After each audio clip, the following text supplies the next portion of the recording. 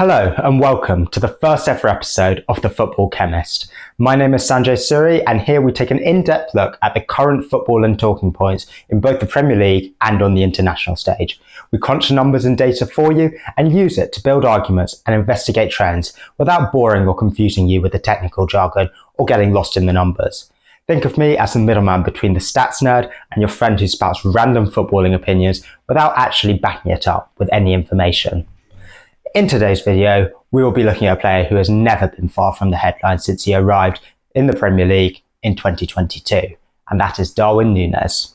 His performance last weekend against Arsenal provided a great insight into how he will perform under the new Liverpool manager Arne Slot, and what he does far better and far worse than any other Liverpool forward.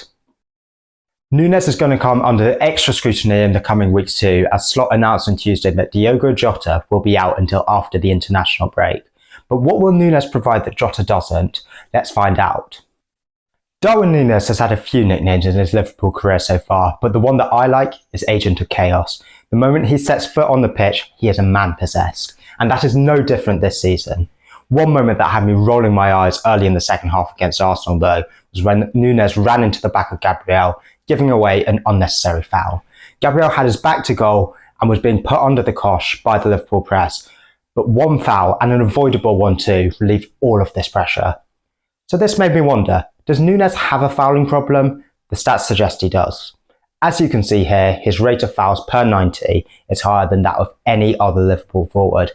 In fact, it is higher than any Liverpool player who's played more than 90 minutes this season. Not a good look for any attacker, is it? However, this style of play from Nunez has its positives. He has far more tackles won per 90 than his fellow attackers. That number is higher than anyone else in the team who has played over 90 minutes. If your striker is winning tackles, it means that he is winning the ball high up the pitch for you. Compare Nunez to Jota here. Jota is nowhere near Nunez in tackling, showing that Nunez is the better presser. Obviously, Jota offers other qualities to his game, but Nunez, when he channels his chaotic energy, is really effective at putting opposition defenders under pressure and getting turnovers high up the pitch. It is worth mentioning that Nunez makes tackles all over the pitch, so he is willing to track back as well. And the best thing about this is that Nunez has changed to play like this since Slot's arrival. Look at the same statistics over last season. We do need to remember that these stats will be more accurate, as these numbers are across a full Premier League season, not just 9 matches. But the numbers are clear. Nunez, and in fact Liverpool as a whole, were making far fewer pressing actions, that is tackles and fouls by forwards, under Jurgen Klopp last season.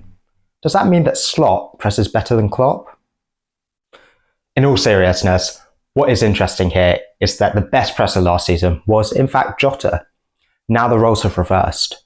Slot knows what he wants from Nunez and clearly encourages him to press in this way, even if it can be detrimental at times. Nunez lives by the sword and dies by the sword, and Slot is giving him the license to continue to press in this way.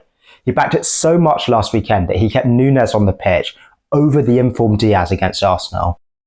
This ultimately paid off, as it was Nunez's run and assist that got Liverpool the equaliser in the end.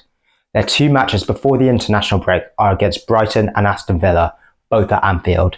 These are 2 sides who tend to see more of the ball and sides that like to play out from the back. Nunez will be licking his lips and relishing the opportunity to press against the ball-playing defenders that Brighton and Villa both possess. However, he does need to fine-tune this skill. The fouls that he gives away defeat the whole point of his aggressive pressing and just relieves the pressure. He also picked up 2 yellow cards in the last 2 matches, one for arguing and one for a foul in the 94th minute. It is very easy to pick up a 1-game ban for getting 5 yellow cards, as Chelsea have found out this season. Against Arsenal and Chelsea, this can be more forgiven. Liverpool needed aggression in these big matches, especially once Arsenal were intent in defending the lead and Liverpool were looking to chase the game.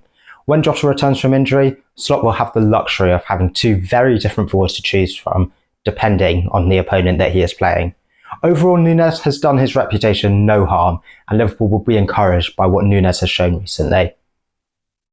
So what do you think? Can Nunez effectively deputise for Jota, especially in the next few matches? Is the Agent of Chaos too chaotic? Subscribe to this channel if you like what you've seen. I really appreciate all the support you give me, especially at these early stages when the channel is still in its infancy. Feel free to comment your opinions as well. And if you want to see more content behind the scenes stuff, follow us on Instagram.